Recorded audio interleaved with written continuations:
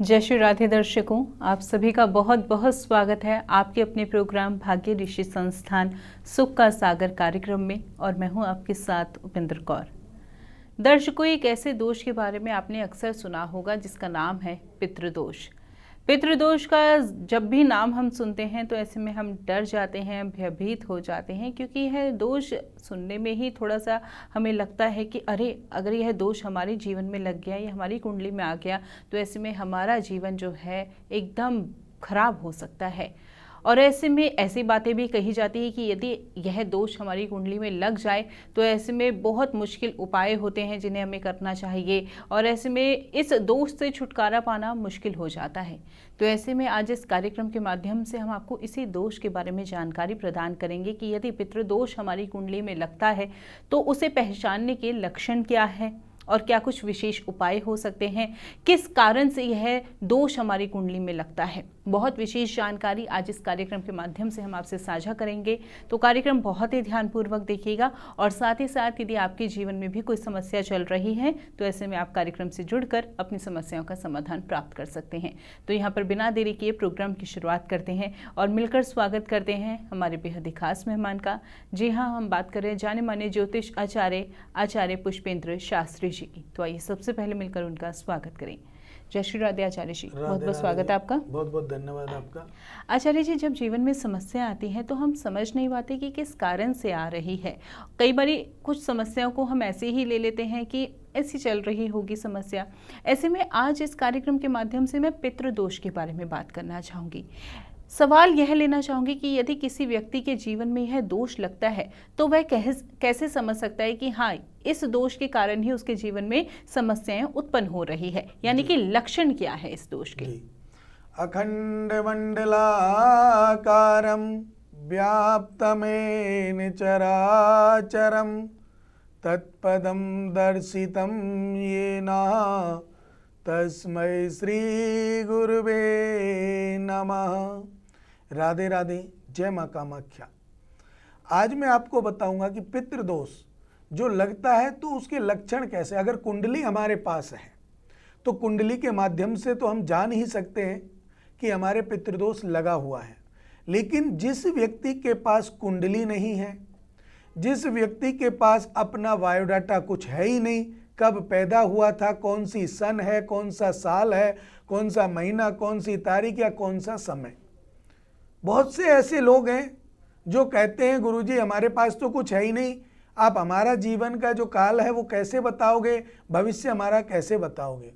तो आज मैं उन्हीं लोगों से चर्चा करूंगा जो कुंडली से थोड़ा सा अलग हैं, जिनके पास कुंडली नहीं है और वो बड़े दुखी रहते हैं और बार बार प्रयास वो उनके मन में एक ही रहता है कि हम किसी से पूछें। लेकिन जब भी वो पूछने जाते हैं तो उनको पता चलता है, हर व्यक्ति पूछता है आपका डेट ऑफ बर्थ दीजिए, आपका टाइम दीजिए, और जब डेट ऑफ बर्थ और टाइम नहीं है तो हम आपको कुछ नहीं बता सकते। ऐसा सब लोग उनसे पूछते हैं, लोग निराश हो जाते हैं। इसीलिए आज हमारे कार्यक्रम से आप जुड़ोगे तो आपकी निराशा दूर होगी। और हमारे यहाँ जरूरी नहीं है कि आपकी डेट ऑफ बर्थ हो या टाइम हो, ना भी हो तो भी आप हमसे संपर्क कर सकते हैं और अपने बारे में जान सकते हैं। आज जो प्रश्न है हमारे पास वो है पितृदोष का, कि पितृदोष हम कैसे जानें कि पितृदोष है। अगर कुंडली की बात करें तो कुंडली के नवम भाव में सूर्य और राहु एक साथ बैठ जाएं तो ऐसे जातक की कुंडली में पितृदोष बन जाता है। सूर्य नवम भाव में बैठा हो, राहु की दृष्टि आती हो तो भी पितृदोष की छाया बन जाती है। ये कुंडली का माध्यम है, आदमी देख करके बता सकता है कि पितृदोष है। पितृदोष आप कैसे जाने, जिनका कुछ है ही नहीं, डेट ऑफ बर्थ भी नहीं है, टाइम भी नहीं है, तो उनको कैसे जाने कि हमारे घर में, हमारी कुंडली में, हमारे जीवन में तो पितृदोष नहीं है। तो उसके लक्षण आप सुन लीजिए। अचानक से अगर आपको चोट लग जाए, पितृदोष की संज्ञा में जाता है। चोट ऐसी नहीं कि आप गिर गए और गिरने के बाद आप सकुशल खड़े हो गए, उसको चोट नहीं कहते। चोट में उस चोट की बात कर रहा हूं कि आपको ऐसी चोट लगे जिसमें खून निकल जाए, कोई चीज से आप कट जाएं, या आपके शरीर में कोई क्षति हो जाए, ऐसी समस्या अगर आपके जीवन में आ रही है तो आप निश्चित रूप से मान लीजिए कि आपकी कुंडली में या आपके जीवन में पितृदोष है, पहला लक्षण। दूसरी बात यह है कि अगर आप कोई अच्छा सा पशु खरीद कर लाते हैं घर में और घर में आकर के वो दूध ना दे, पैर उठाए, परेशान करे, तो इस कारण भी आप समझ लीजिए कि घर में पितृदोष लग गया।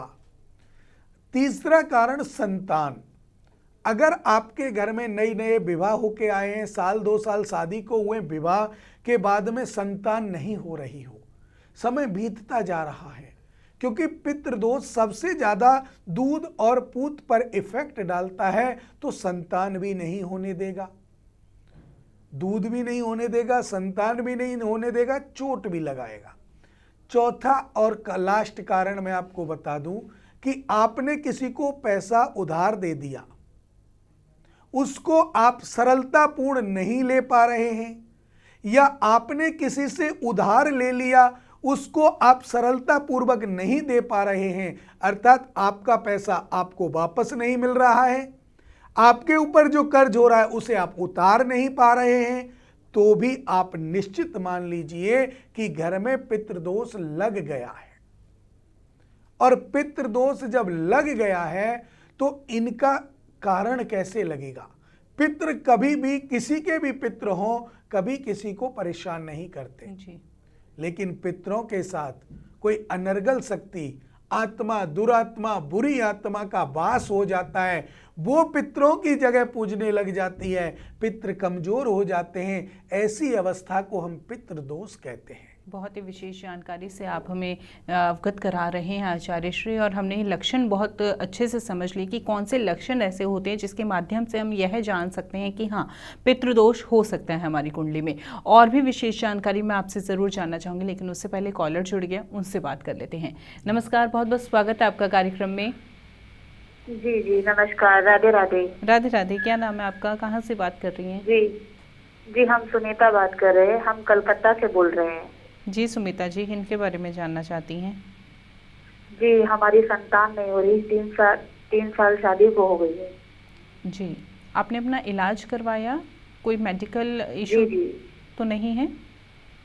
जी जी करवाया था तब, लेकिन उससे कोई लाभ नहीं मिला हमें। ठीक है, आप सबसे पहले अपनी डेट ऑफ बर्थ बता दी।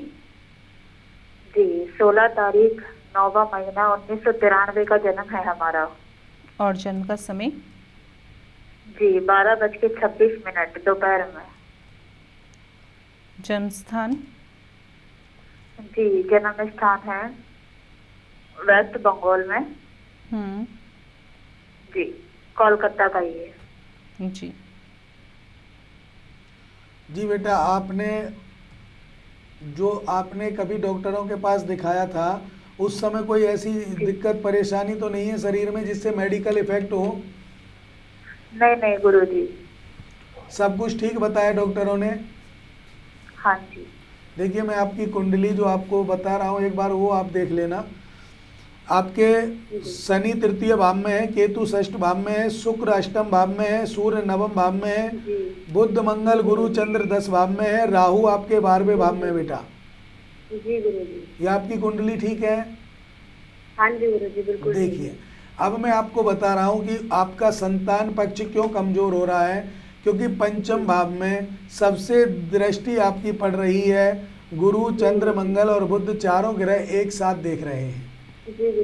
इसके कारण भी इधर सूर्य 9वें भाव में बैठा है, राहु की दृष्टि आ रही है, तो बेटा एक तो पितृदोष की छाया अर्थात पितृदोष आपके घर में लगा हुआ है।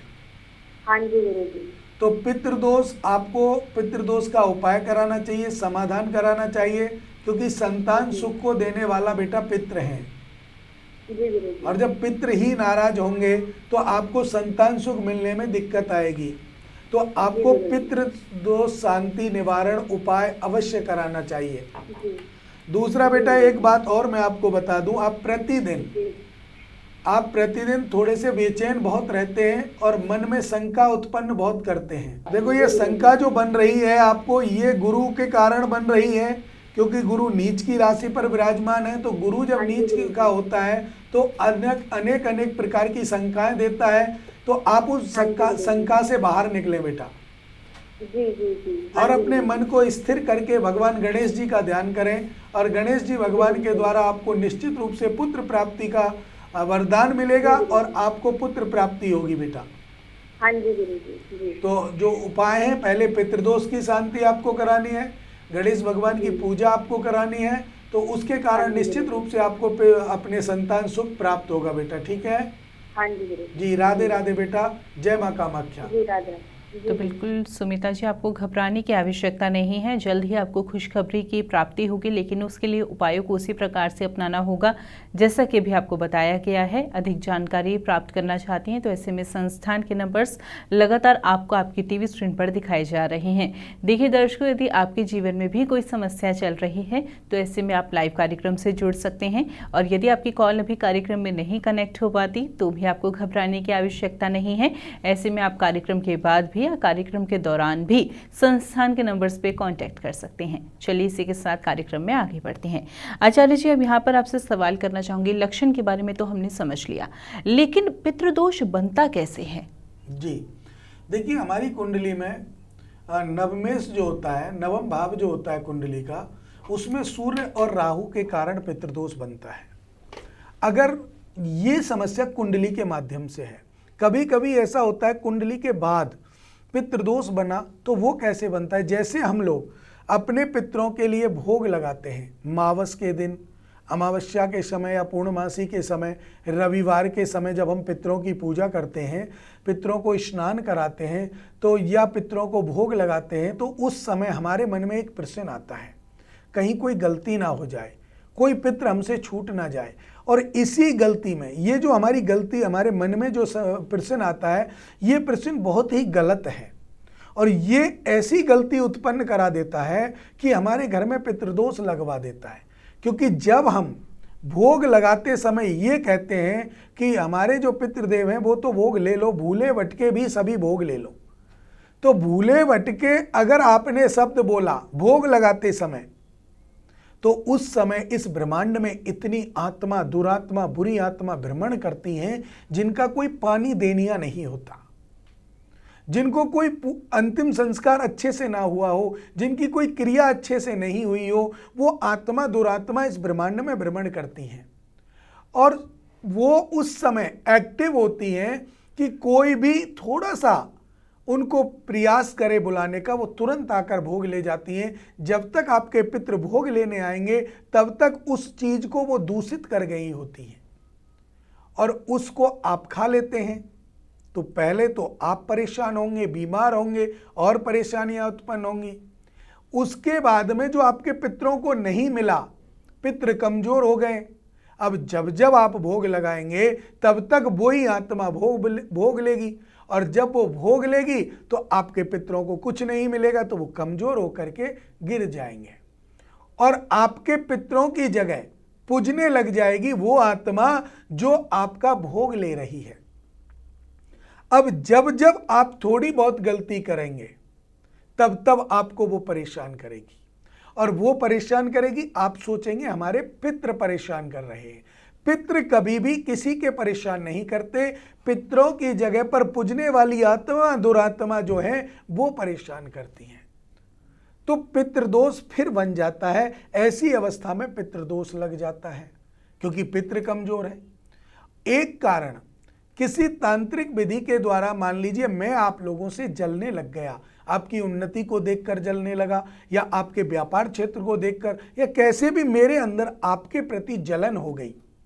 अब उस जलन के कारण मैं किसी तांत्रिक क्रिया के द्वारा या किसी तांत्रिक व्यक्ति के द्वारा आपके पितरों में बंधन शक्ति करा दूंगा, अर्थात पितरों को बंधवा दिया जाता है तांत्रिक क्रिया के द्वारा। और जब पितृ बंध गए तो पितृ बंधने पर आप भोग दे रहे हो, उसे कौन लेगा?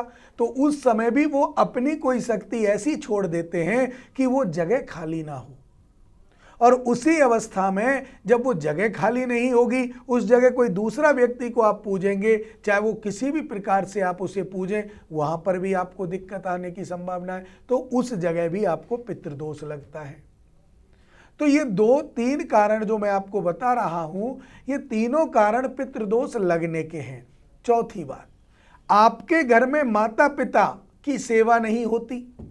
माता पिता तो घर में परेशान है, आप बाहर जाकर के भंडारे लगा रहे हो, अच्छा अच्छा भोजन आप करा रहे हो, और माता पिता की इज्जत नहीं, माता पिता को भोजन नहीं, माता पिता आपसे अलग रह रहे हैं। तो ऐसी अवस्था में भी पितृदोष आपके घर में लग जाता है। बिल्कुल। और यही पितृदोष आपके जीवन को निरर्थक कर देता है। हमारा आप लोगों से निवेदन यही रहता है कि अधिक से अधिक संख्या में आप अपने माता पिता की सेवा करें।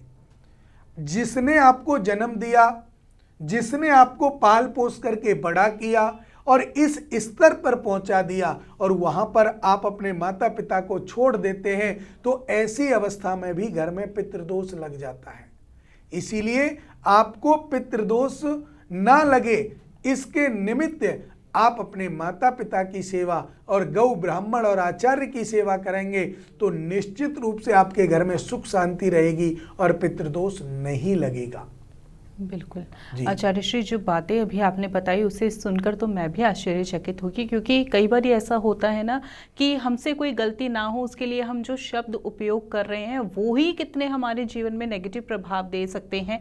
इसके बारे में हमने कभी नहीं सोचा था, लेकिन आपने बहुत बखूबी से समझाया कि हमने अपने शब्दों का कितनी सही तरीके से चयन करना चाहिए। आचार्य श्री, अब इसके साथ ही एक कॉलर हमारे साथ जुड़ गए, उनसे बात कर लेते हैं। नमस्कार, बहुत बहुत स्वागत है आपका कार्यक्रम में। जी नमस्कार जी। जी नमस्कार, क्या नाम है आपका? जी मेरा नाम रोहित है। जी मोहित जी, किन के बारे में जानना चाहते हैं? ये अपनी वाइफ के बारे में जानना चाह रहा था मैं। अपनी वाइफ के बारे में? हाँ जी। जी, आप उनका नाम बताएंगे? हाँ जी, उनका नाम है करिश्मा सहानी। करिश्मा। करिश्मा जी की डेट ऑफ बर्थ मालूम है आपको? हाँ जी, 14 अगस्त 1996। जन्म का समय? जन्म का समय दोपहर के 1 बजे। जन्म स्थान? दिल्ली। क्या जानना चाहते हैं करिश्मा जी के बारे में? इनको ना लास्ट 1 साल से ना हेल्थ की बहुत प्रॉब्लम हो रही है। जी। मतलब टेस्ट भी करवा रहा हूँ, चेकअप भी करवा रहा हूँ, फिर भी ना हेल्थ में इनको रिलीफ नहीं मिल पा रहा है, कुछ भी पता नहीं चल पा रहा है सही से। जी बेटा, आपने कहाँ दिखाया है इनको? हेलो जी बेटा, मैं ये कह रहा हूँ आपने डॉक्टरों को दिखाया था तो उसमें चेकअप वगैरह जो कराया उसमें कुछ आया? कुछ नहीं आया, फिर भी इनको हेल्थ प्रॉब्लम हो रही है। नॉर्मल रिपोर्ट जो भी आ रही है ना, रिपोर्ट जो सारी आ रही है सारी नॉर्मल आ रही है। जी बेटा, देखिए कुंडली के माध्यम से जो हम देख पा रहे हैं तो इसमें कोई ऐसी समस्या नहीं है कि जो ये बीमार कुंडली के माध्यम से हो। ये कुंडली के माध्यम से बिल्कुल बीमार नहीं है, लेकिन आप विशेष रूप से इनका नाम आपने क्या बताया? करिश्मा? करिश्मा सहानी। आपका नाम क्या है भैया? रोहित। रोहित जी, आपके पिताजी का नाम बताएंगे एक बार? लवकुश। देखिए रोहित जी, आपको मैं बता दूं कि आपके पिताजी के नाम से आपके घर में पितृदोष लगा हुआ है जी। और इनका पैर किसी गलत जगह पर पड़ गया है, इसके कारण इनकी तबीयत खराब होती जा रही है और इनकी तबीयत को खराब हुए हो गए लगभग 3 से 4 साल का समय।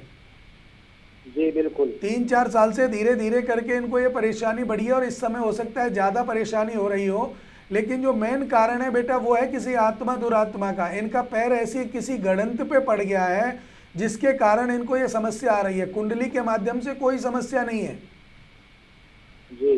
तो बेटा इनका जो उपाय आपको कराना है ना, वो तांत्रिक विधि से, तांत्रिक क्रिया के द्वारा कराना है जी। और इनका उपाय आप करा लीजिए, क्योंकि जितना समय अधिक आप खींचोगे उतने ही समय में इनकी परेशानी बढ़ेगी, बीमारी बढ़ेगी, और जो समस्या आपको दिख रही है कि आप चेकअप कराते हैं उसमें कुछ नहीं आता, तो वो तो वैसे भी नहीं आएगा जब तक समाधान नहीं होगा।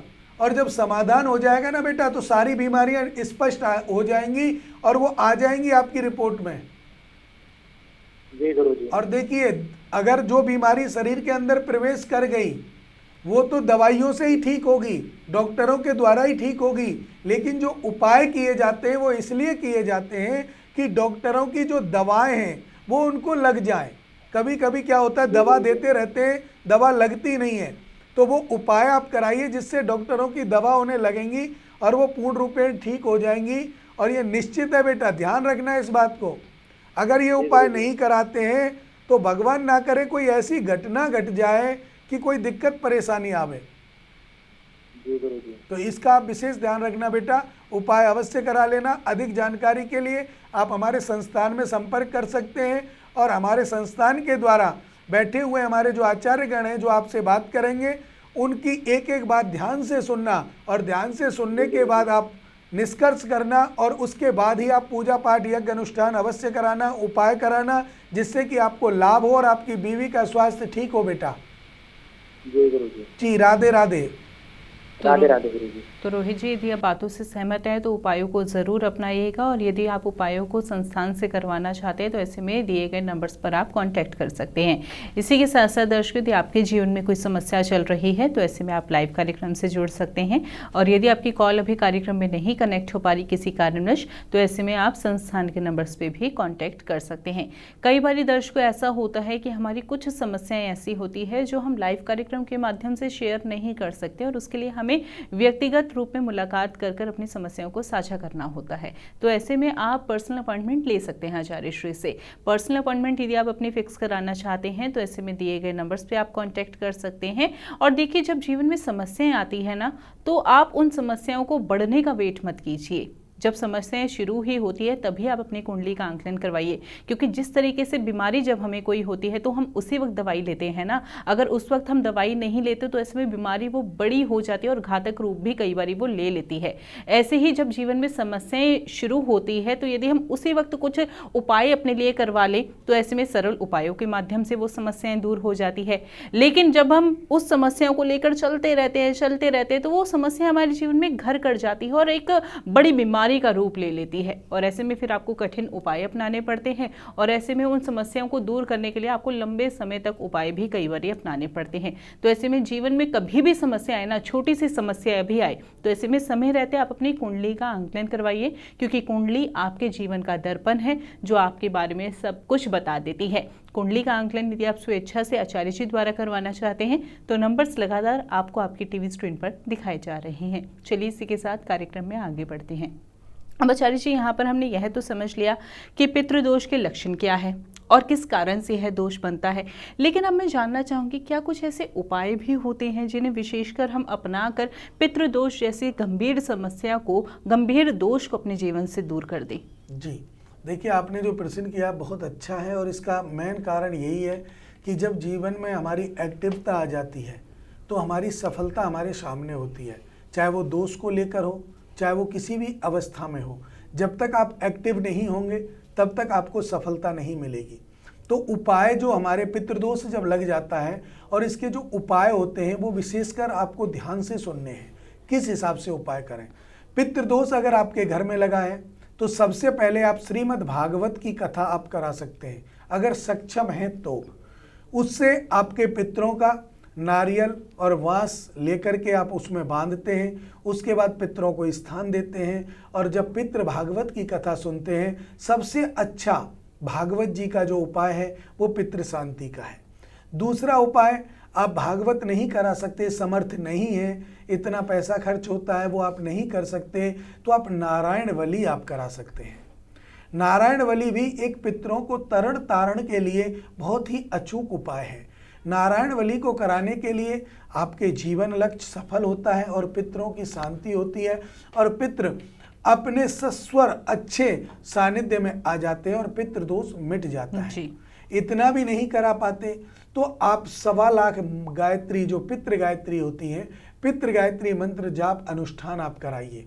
उसके बाद भी आपको पितृ शांति प्राप्त होगी। इसके साथ आपको सपिंडी करना है, तर्पण करना है। सपिंडी और तर्पण करने के बाद पितृ सुखद होते हैं, और सुखद होने के बाद आपके जीवन में खुशियां भर देते हैं, क्योंकि जितना हम पितरों को देते हैं 1000 गुना पितृ वो हमें वापस कर देते हैं। तो पितरों की जो हम पूजा पाठ यज्ञ अनुष्ठान करते हैं, इनमें मैंने आपको बताया कौन कौन सी जो पूजाएं हैं, कैसी किस अवस्था में करानी है। अगर आपको जानना है कि पितृदोष आपके लगा हुआ है और उसका समाधान हमें कराना चाहिए या नहीं कराना चाहिए, तो उसके लिए एक दीपक लेना है। मिट्टी का जो दीपक आता है वो दीपक लेना, थोड़ा बड़ा ले लेना, उसमें कच्चा दूध भर देना और ऊपर से थोड़े से काले तिल डाल देना, और काले तिल डाल करके एकांत जगह पर रख देना।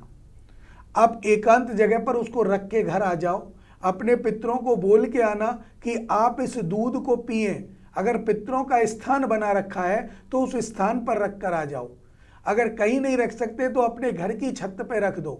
रखने के बाद आप बोलना, अपने मन में मनन करना कि हे पितृदेव, अगर आप परेशान हैं, अगर आप बंधे हुए हैं या आपको दोष लगा हुआ है तो आप हमारे स्वप्न में आकर के कहें या आप हमसे साक्षात कहें। तो आप यकीन मानिएगा कि उसी रात में या उससे दूसरी रात में ये उपाय आपको 5 दिन करना है। रविवार से स्टार्ट करना है। 5 दिन के जो समय है उसमें आपके पितृ आपके स्वप्न में आकर कहेंगे कि हम बंधे हुए हैं या हमें ये परेशानी है या हमारा ये दिक्कत है। और जब अगर वो कहें आपसे, उस समय आप पूजा कराना, उस समय आप उनका समाधान कराना। फिर आप देखना कि आपका जीवन कैसा हो। जब तक मैंने ये जो उपाय आपको बताया ये साक्षात्कार के लिए बताया है। आदमी विश्वास नहीं करता तो कैसे विश्वास करे? जब आपके पितृ आपसे आकर के बोलेंगे तब तो आप विश्वास करोगे कि घर में पितृदोष है या पितृ बंधे हुए हैं या पितृ परेशान हैं। तो वो इस उपाय के द्वारा, इस उपाय को करने से आपके 5 दिन के अंदर अंदर, चाहे वो पहले ही दिन क्यों ना आ जाए, लेकिन उपाय पूरे 5 दिन करना है। 5 दिन के अंदर अंदर वो आपके स्वप्न में आकर के ये कहेंगे कि हम परेशान हैं, हम बंधे हुए हैं, हमें खुलवाइए, हमारा तर्पण कीजिए, हमारा सपिंडी कीजिए, हमारा उद्धार करने का कोई उपाय कीजिए। अगर वो आपसे कहें तो आप उपाय कराइए, नहीं कहें तो बिल्कुल मत कराइए। और ये गारंटी के साथ मैं आपसे कहता हूँ, जिनके घर में ये समस्याएं आ रही हों वो एक बार इस उपाय को करके देखना। अगर पितरों के संबंधित कोई समस्या है तो ही वो आपको दिखाई देंगे, तो ही वो आपके पास सामने आएंगे। अगर वो पितरों के संबंधित समस्या नहीं है तो आप लाख उपाय कर लो, आपके सामने वो नहीं आ सकते। क्योंकि मैंने पहले भी आपसे कहा था कि जो समस्या है उसका समाधान सटीक होना चाहिए। तो ये मैं आपके विश्वास के लिए उपाय बताया कि इसको अगर आप करोगे तो आपके पितृ आपके सामने आकर आपको बता सकते हैं कि हमें ये समस्या है, ये परेशानी है, तो इनका उपाय आपको करना है। तो बिल्कुल दर्शकों, अभी आपने कुछ विशेष उपाय भी जाने और एंड में जो आपको उपाय बताया गया है उससे आपको यह पता लग जाएगा कि सच में पितृदोष आपके घर में लगा हुआ है या नहीं। और जब आपको विश्वास हो जाएगा तो ऐसे में आप उपाय भी करवाएंगे अपने लिए। और इसी के साथ साथ इसके अलावा यदि आपके जीवन में कोई भी समस्या बनी हुई है तो ऐसे में समय रहते आप अपनी कुंडली का आंकलन करवाइए। कुंडली का आंकलन यदि आप आचार्य श्री द्वारा करवाना चाहते हैं तो नंबर्स लगातार आपको आपके टीवी स्क्रीन पर दिखाए जा रहे हैं। चलिए इसी के साथ वक्त इशारा कर रहे कार्यक्रम को यहीं पर विराम देने का। आचार्य जी आप जुड़े कीमती जानकारी दी, बहुत बहुत धन्यवाद। राधे राधे। राधे राधे। राधे राधे दर्शकों।